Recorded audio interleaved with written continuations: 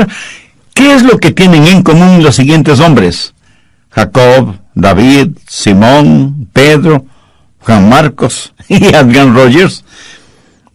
Bien, esa pregunta no es difícil de contestar. Todos son hombres de Dios que amaron a Dios. Estuvieron fuera de la comunión con Dios y fueron traídos nuevamente a la comunión con Dios. Y estoy seguro que usted podría añadir su propio nombre a esta lista. ¿Sabe? Está en la naturaleza de la oveja el descarriarse, perderse y algunas veces hasta alejarse del redil y del pastor. Somos propensos a desviarnos y alejarnos del Dios que amamos. Pero es la naturaleza del pastor en restaurar a sus ovejas. Por lo tanto, no es extraño que David exaltara a Dios, porque David supo por experiencia propia lo que significaba el estar alejado de Dios. No en vano, en el Salmo 23, él reconoce a Jehová como su pastor, y por eso nada le faltará. Y Dios mismo confortaría su alma. Hoy quiero compartir con usted cómo estar bien con Dios y permanecer bien con Dios. Si no estamos bien con Dios, si no permanecemos bien con Dios, jamás podremos hacer nuestras las palabras de David en el Salmo 23, confortará mi alma. Me guiará por sendas de justicia por amor de su nombre. Muchos cristianos se alejan, se separan de Dios, pero esto no quiere necesariamente decir que están perdidos, sino que han perdido su comunión con Dios. Pero no están perdidos, porque hay un lazo espiritual muy especial entre usted y Dios, que no puede ser roto. Pero aunque es cierto que nuestra relación con Dios no puede ser rota, la comunión con Dios puede ser interrumpida y el gozo íntimo puede ser perdido. La oración de David en el Salmo 51 ilustra perfectamente este punto. Vuélveme el gozo de tu salvación. David no perdió su salvación, pero sí perdió el gozo de su salvación y quiso que ese gozo le sea restaurado. Y Dios le restauró, y por eso David pudo decir en el Salmo 23, confortará mi alma. Ahora, ¿cómo Dios nos restaura? Permítame compartir con usted 3 cosas maravillosas que he aprendido en el Salmo 23. Las he estudiado y meditado profundamente, y se han vuelto en mi experiencia personal. Primero, el ministerio del pastor. David se comparó a sí mismo como una oveja, por eso dijo, Jehová es mi pastor. En el Nuevo Testamento y el capítulo 10 de Juan encontramos que Jesús dijo, yo soy el buen pastor. Y Jesús, como el buen pastor, hace algo definitivo cuando sus ovejas se descarrían. De paso, le diré que hay 3 clases de ovejas. Las necias. ¿Conoce usted a alguien así, no? Pues mírese en un espejo y verá a una oveja necia. Las ovejas necias quieren hacerlo todo a su manera. Por lo general pensamos que las ovejas como animalitos dóciles y fáciles de guiar, pero eso no es cierto. A veces las ovejas pueden ser muy necias.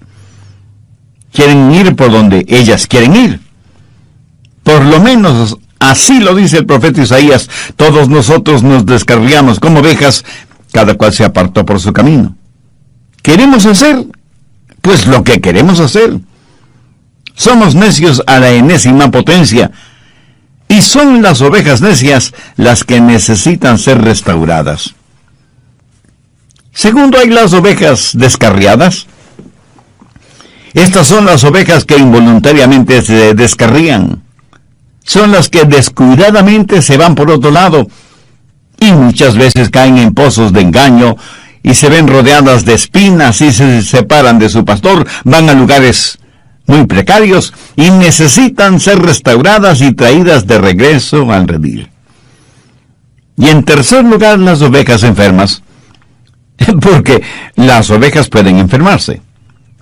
Hay muchos enemigos allá afuera en forma de enfermedades que pueden envenenar, o enredar, o herir a las ovejas.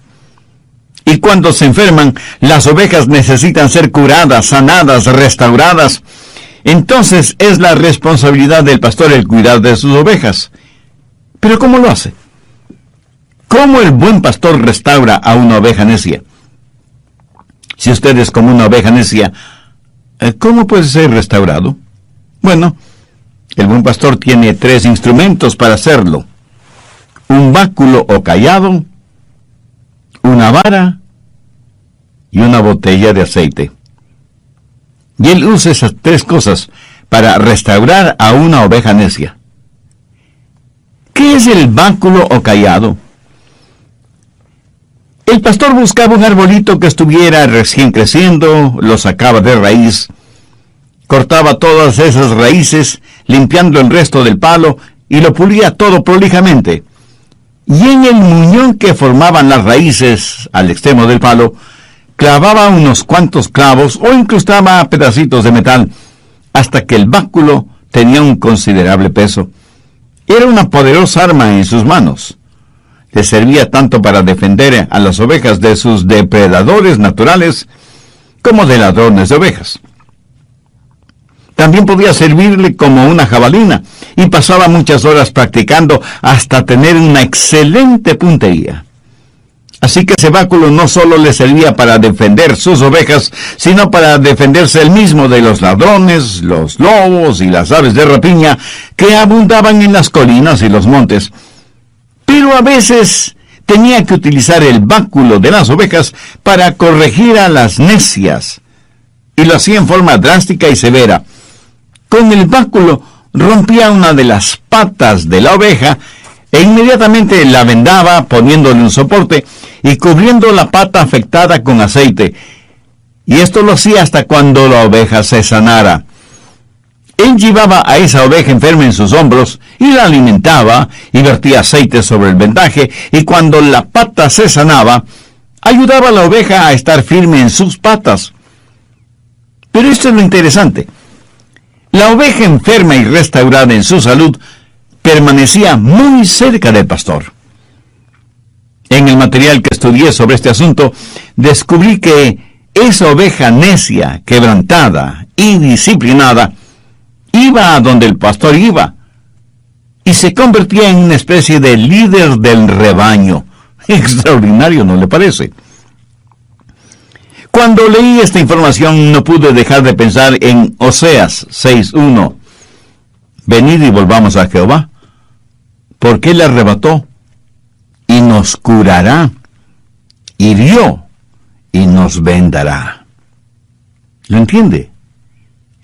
El mismo Dios que nos hiere es el mismo Dios que nos cura, a fin de que podamos estar junto a Él.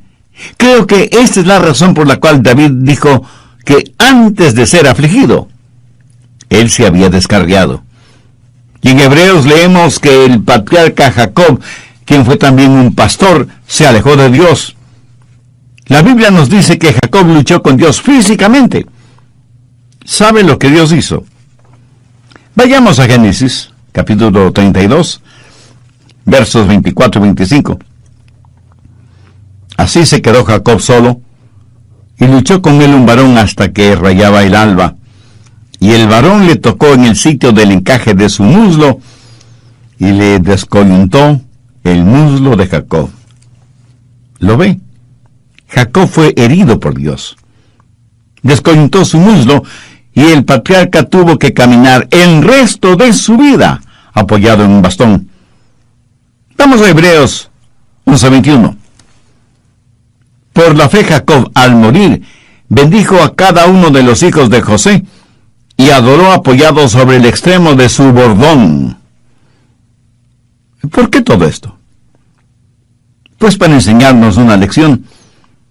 Algunas veces tenemos que aprender drásticamente porque parece que esa es la única forma en que podemos aprender.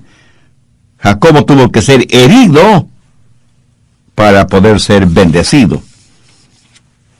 Mi amigo, cuando Dios nos disciplina, y puede ser disciplina física, no es porque no nos ama, sino precisamente porque nos ama. Mire lo que dice Hebreos 12, los versos 5 y 6. Y habéis ya olvidado la exhortación que como a hijos se os dirige, diciendo: Hijo mío, no menosprecies la disciplina del Señor, ni desmayes cuando seas reprendido por Él, porque el Señor al que ama disciplina, y azota a todo el que recibe por hijo. ¿Qué padre si ama realmente a sus hijos no los disciplina cuando es necesario? Si Dios nos dejara sin disciplinarnos, no seríamos sus hijos, sino bastardos.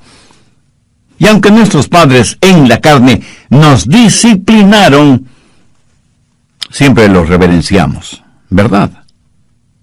Ahora, por lo tanto, no deberíamos estar sujetos a nuestro Padre en el Espíritu y vivir.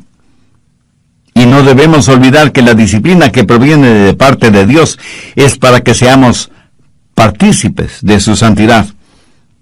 La Biblia dice en Hebreos 12:11, en verdad que ninguna disciplina al presente parece ser causa de gozo, sino de tristeza, pero después da fruto apacible de justicia a los que en ella han sido ejercitados. Ahora, cuando esta disciplina le llega a usted, hay 3 cosas que usted puede hacer de acuerdo a lo que dice Hebreos 12:5. Hijo mío, no desprecies la disciplina del Señor. O sea, usted puede resentirse, pero sería una necedad de su parte el hacerlo, por varias razones. Primera, la disciplina revela algo. Esa clase de disciplina revela que usted es un hijo o una hija de Dios. O sea que revela una relación filial. Mire el verso 6, porque el Señor al que ama disciplina y azota a todo el que recibe por hijo. Permítame repetir lo que ya dije hace algunos minutos. Es porque Dios le ama que le disciplina. No es que el pastor no amara a su oveja, el motivo para quebrarle la pata, sino precisamente todo lo contrario. Eso es un severo caso de disciplina.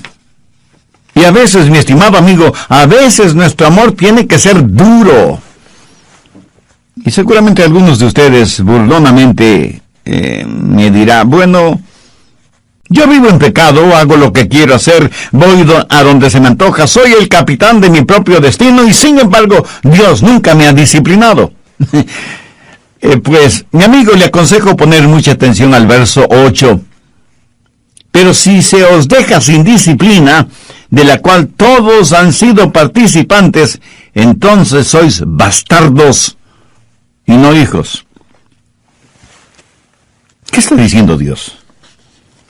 Dios está diciendo que si usted fuera hijo de Él, ya le hubiera disciplinado. Pero si no es hijo de Dios, si usted declara que es un cristiano sin serlo, entonces usted es un bastardo. Y recuerde que esta dura expresión proviene de las palabras de Dios. Así que no argumente conmigo al respecto, argumente con Dios. En segundo lugar, renueva su adoración. En el verso 9 leemos, por otra parte, tuvimos a nuestros padres terrenales que nos disciplinaban y los venerábamos. ¿Sabe que hombres maduros no tienen ningún problema contando cómo sus padres les disciplinaban? Dicen, por ejemplo, mi padre cuando me disciplinaba con todas sus fuerzas. Lo interesante es que estas declaraciones las hacen con verdadero orgullo y dicen, les dábamos verdadera reverencia porque sabíamos que tenían definidos sus valores y paradigmas y por eso les amamos y les respetamos. Yo siento verdadera tristeza por niños que viven en hogares en donde sus padres no les aman y por lo tanto no les corrigen. ¿Sabe que la disciplina revela nuestra relación con Dios y renueva nuestra adoración? Ahora bien, si damos reverencia a nuestros padres terrenales, ¿no deberíamos dar adoración, respeto y veneración a nuestro Padre Celestial? Dios no está en el negocio de primordialmente hacernos saludables y felices, sino santos. Dios no le salvó para sencillamente llevarle al cielo. Ese es un beneficio extra. Dios le salvó para hacerle santo como Él. ¿Y cómo lo hace? ¿Qué es lo que la disciplina hace para restaurar a una oveja? Revela su relación filial. renueva su adoración y restaura su comunión con Dios. ¿Le gustaba a usted el ser disciplinado, castigado por sus padres, especialmente por su papá? Cuando usted era niño y su padre le iba a castigar, corría usted hacia su papá y lleno de gozo le decía: «Oh, esto es estupendo, estoy feliz de que esto me suceda a mí. Mi papá me va a dar una buena paliza, pero me siento feliz, bendito sea Dios». Papá, tú eres maravilloso y sabio, gracias por castigarme. No, ni usted ni yo actuamos de esa manera, ¿verdad? Porque no nos gusta ser disciplinados, castigados, aunque hayan existido razones válidas para esa disciplina. Personalmente, cuando mi padre me castigaba, me disciplinaba, le debo confesar que él no me parecía ni amoroso, ni sabio, ni maravilloso. Así que, en primer lugar, menospreciamos la disciplina.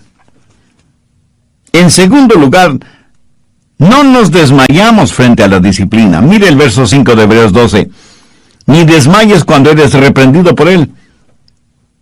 ¿Alguna vez ha visto a un hijo o a una hija fingir desmayo cuando ve que el castigo es inminente? Bueno, yo lo he visto varias veces. Dios ejercita disciplina y la gente renuncia a Dios. Tiran la toalla. Se convierten en trotamundos espirituales y eso es algo terrible.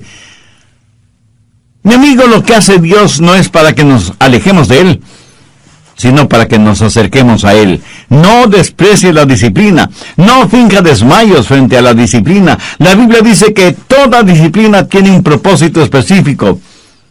¿Cómo maneja el pastor a una oveja necia? Con la vara de la disciplina. ¿Y qué de las ovejas que no son necias? ¿Qué clase de oveja es usted? ¿Necia? ¿Descarriada o enferma? Recuerde que Dios no deja de amarnos porque somos pecadores. Dios no nos ama más si somos menos pecadores, de acuerdo a nuestra propia opinión, ni nos ama menos si somos más pecadores. Dios nos recibe como somos, pero por el amor que nos tiene no nos deja como somos, sino que nos va perfeccionando cada día para que lleguemos a ser a semejanza de su Hijo Jesucristo. Esta esperanza también podrá ser suya si tiene una relación personal con Dios por medio de Jesús. Pudiera ser que usted sea una persona muy popular, carismática, muy importante e influyente en el nivel político, social y financiero. Desde el punto de vista del mundo, usted es un hombre de éxito. Pero, ¿qué piensa de usted, su esposa, sus hijos, sus amistades íntimas? ¿Qué tan importante es usted en sus vidas? El hecho de ser tan importante pudiera ser que abra todas las puertas materiales, sociales y políticas, pero jamás le abrirán las puertas del cielo. Dios no le ama porque usted es importante. Usted es importante porque Dios le ama. ¿Lo entiende? Si usted este mismo momento se arrepiente de sus pecados y hace una decisión espiritual por Cristo como su Salvador y Señor, Él le perdonará inmediatamente, estará con usted permanentemente y le salvará completamente, y además le guardará eternamente. Recuerde que la decisión que usted haga o no haga este momento tendrá repercusiones eternas. Piense en lo siguiente. Si usted dice que no va a tomar ninguna decisión ahora, pues ya tomó una decisión en contra de Cristo. El evangelista Dr. Lucas cita unas inquietantes palabras de Cristo, quien dijo: «El que no es conmigo, contra mí es, y el que conmigo no recoge, desparrama». Cuando él se graduó en Auburn, su entrenador le preguntó: «Mike, ¿me ayudarías a reclutar a algunos candidatos?» Mike le dijo que sí, y a su vez le preguntó: «Entrenador, ¿qué clase de prospectos estamos buscando?» Y el entrenador le dijo: «Hay jugadores que cuando son derribados en el campo de juego, se quedan tendidos en el suelo. Esa clase de jugadores no nos interesan. Cuando un jugador es tumbado y se pone de pie inmediatamente y nuevamente es tumbado y vuelve a ponerse de pie, tampoco es el tipo de jugador que buscamos. Pero sí nos interesa el jugador que puede poner en el suelo a los demás. ¿Qué tal? Y gracias por acompañarnos en este nuevo estudio bíblico con el Dr. Adrián Rogers. ¿No le gustaría a usted pasar de la defensiva a la ofensiva? ¿Qué tal si pasáramos de ser una víctima a ser una persona fuerte en el Señor? Vamos a presentarles hoy la segunda parte de un mensaje titulado ¿Cómo estar bien y permanecer bien con Dios? Aquí está con nosotros ya el Dr. Adrián Rogers en la voz del pastor Lenin de Llanón. David en el Salmo 40, verso 2 dice: y me hizo sacar del pozo de la desesperación, del lodo cenagoso. Puso mis pies sobre peña y enderezó mis pasos. David habla de lo mismo al compararse con una oveja que ha sido disciplinada, guiada, rescatada y protegida por el pastor. Algunas veces una mamá oveja, por estar pastando por aquí, por allá y más allá, se olvidaba de su pequeño corderito. El pastor observaba lo que estaba sucediendo y con el cayado guiaba a la mamá oveja a donde estaba su corderito. Eso es lo que necesitan hacer los pastores en nuestros días, a fin de que ovejas y corderitos estén juntos, permanezcan juntos y se desarrollen juntos.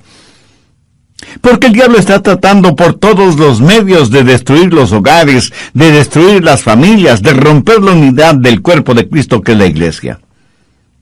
¿Cuándo sucede eso? Cuando caemos, cuando somos débiles espiritualmente, cuando nos apartamos de Dios y nos contaminamos con el pecado. Pero gracias a Dios que Él tiene una vara y un cayado, no solo para disciplinarnos, guiarnos, rescatarnos y defendernos, sino también para mantenernos junto a Él. Pero aún hay algo más. Todos somos ovejas enfermas. Verá, cada noche el pastor traía las ovejas al redil. Recuerde que Jesús es la puerta de las ovejas. Dentro del redil las ovejas estaban seguras, pero en la puerta estaba el pastor bloqueando el mismo hueco que servía como puerta del redil. De esa forma nadie podía entrar o salir del redil sin que el pastor lo supiera. Y cada noche él las contaba y las llamaba por su nombre. Y no solo que las contaba y las llamaba por su nombre, sino que además las acariciaba. Ponía sus manos sobre sus ovejas y hundiendo sus dedos en la lana y mirando atentamente, buscaba por si su oveja tenía alguna herida o por si algún insecto se había adherido a la piel de la oveja. Y cuando encontraba alguna herida o alguna laceración en la piel de la oveja, usaba el aceite para curarla. Especialmente los cortes en la cabeza o en las fosas nasales. Literalmente, ungía la cabeza de la oveja con aceite.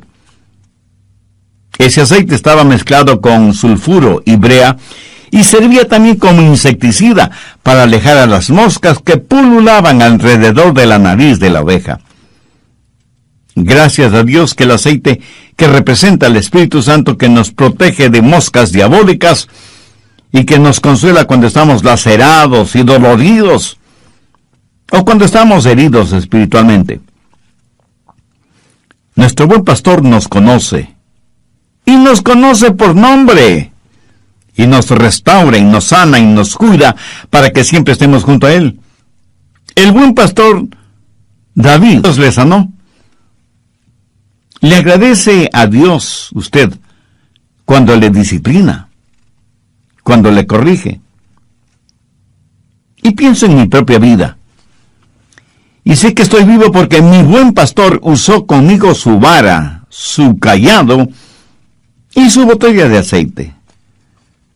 ¿Puede usted decir lo mismo?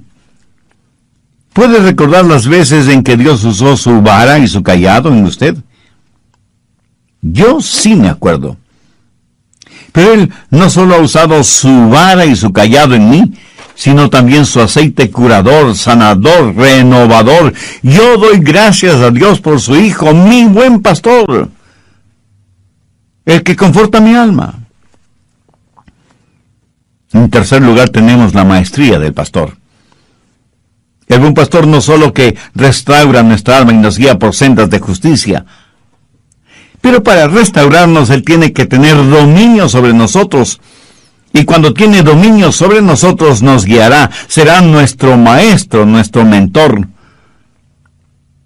¿Sabe cuál es el triste problema para muchos seres humanos? Que están más interesados en ser restaurados físicamente que en ser sanados espiritualmente. Si es que usted no camina desde la restauración hasta la justificación, usted estará de regreso a los mismos viejos problemas. Muchos quieren caminar rectamente, pero no en el camino de la obediencia a Dios. Recuerde que a quien mucho se le ha perdonado, mucho debe amar. Debemos ser como la oveja con la pata quebrada que quiere estar junto a Jesús, porque Él es su maestro que quiere guiarle para que usted nunca se desvíe. Así que, ¿cuándo aprenderemos? ¿Cuántas veces más resbalaremos y caeremos antes de aprender a estar junto al buen pastor?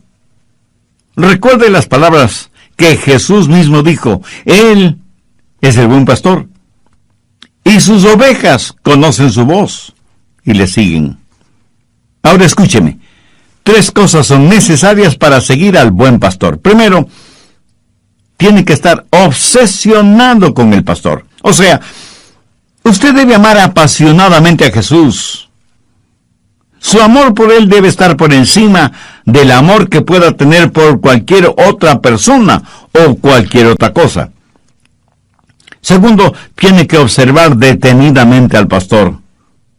Como ya lo he mencionado antes, las ovejas tienen una muy pobre vista. Para todo propósito práctico, el pastor es quien tiene buena vista, como para compensar la mala vista de sus ovejas. Tercero, usted tiene que obedecer al pastor. Usted no puede obedecer a nadie cuya voz desconoce. ¿Cómo puede escuchar la voz de su pastor? Únicamente teniendo su tiempo de quietud. Debería estar en pastos delicados, meditando en su palabra. O sea, rumiando su palabra. Esa es la forma. El pastor le guiará. Usted escuchará su voz en el mundo. Jesús manifestó que sus palabras eran espíritu y vida, y que Él había venido para que podamos tener vida y vida en abundancia. Su pastor le guiará por sendas de justicia por amor de su nombre. Esa es la maestría del pastor. ¿Sabe qué es lo malo con muchos de nosotros? Que tratamos de no tener problemas en vez de buscar la justicia. Todo es tan negativo. Tuve un amigo, Mike Glenn, quien era jugador profesional del fútbol americano. Jugó por la Universidad de Auburn y luego profesionalmente jugó para los Delfines de Miami. Cuando él se graduó en Auburn, su entrenador le preguntó: Mike, ¿me ayudarías a reclutar a algunos candidatos? Mike le dijo que sí. Y a su vez le preguntó: entrenador, ¿qué clase de prospectos estamos buscando? Y el entrenador le dijo: hay jugadores que cuando son derribados en el campo de juego se quedan tendidos en el suelo. Esa clase de jugadores no nos interesan. Cuando un jugador es tumbado y se pone de pie inmediatamente y nuevamente es tumbado y vuelve a ponerse de pie, tampoco es el tipo de jugador que buscamos. Pero sí nos interesa el jugador que puede poner en el suelo a los demás. Mi amigo, yo soy muy grato por tener un Dios que nos restaura, que cuando estamos caídos nos levanta. Y a todos nos gusta estar de pie, pero ¿no nos gustaría el pasar de la defensiva a la ofensiva? ¿No nos gustaría ser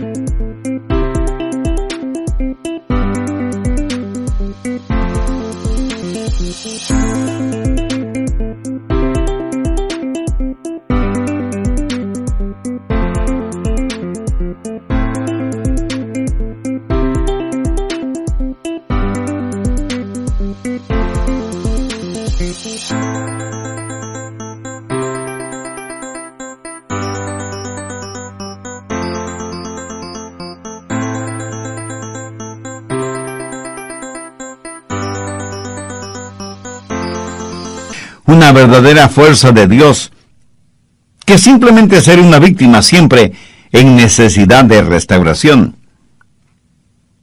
El pastor me guía por sendas de justicia. Usted, mi amigo, ¿por qué no determina hoy mismo que va a estar bien con Dios, que está listo para escuchar la voz del pastor, que va a sumergirse en la palabra de Dios? En tercer lugar, la majestad del pastor. Él me guía por sendas de justicia. ¿Por qué no decide hoy mismo que va a estar bien con Dios y a permanecer bien con Dios? Que va a escuchar la voz de su pastor, que va a meditar en su palabra y va a obedecer su palabra. Que va a reconocer la majestad del pastor, porque él es el único que puede confortar su alma y guiarle por sendas de justicia por amor de su nombre. ¿Cuál es el nombre de ese pastor? Jehová en el Antiguo Testamento, Jesús en el Nuevo Testamento. Jehová, Jesús. Jesús nos enseñó a orar: Padre nuestro que estás en los cielos, santificado sea tu nombre. El rey Salomón dijo que el nombre de Jehová era como bálsamo. Voy a compartir con usted algo muy interesante. El nombre de Jehová era el sagrado y solemne nombre en todo el Antiguo Testamento, pero no se lo encuentra ni una sola vez en el Nuevo Testamento. ¿Por qué? Porque Jesús es nuestro Jehová. Él es nuestro buen pastor. ¿Sabe lo que significa el nombre de Jesús? Significa Jehová salva. Eso es lo que literalmente significa. Leemos en Mateo 1:21, y llamará su nombre Jesús, porque él salvará a su pueblo de sus pecados. Ese fue el mensaje del ángel a María. Por lo tanto, mi estimado amigo, si él es mi pastor y yo soy su oveja, yo no quiero traer deshonra a su nombre. Proverbios 22:1 dice: de más estima es el buen nombre que las muchas riquezas. Cuando nuestros hijos eran pequeños, yo les llevaba a la escuela y les decía, al despedirme: recuerden que les amo mucho, pero también quiero que recuerden quiénes son y a quién en realidad pertenecen. ¿Saben? Yo creo que el Señor les dice lo mismo a sus ovejas. Recuerden quiénes son y a quién pertenecen. Ustedes son mis ovejas.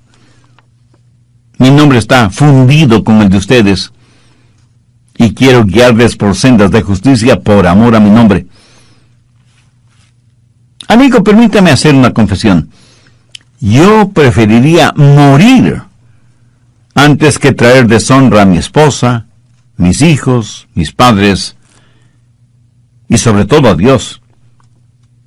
¿Quién me da la fortaleza? Pues mi buen pastor, quien me pone en la senda correcta cuando me desvío, y lo hace día a día.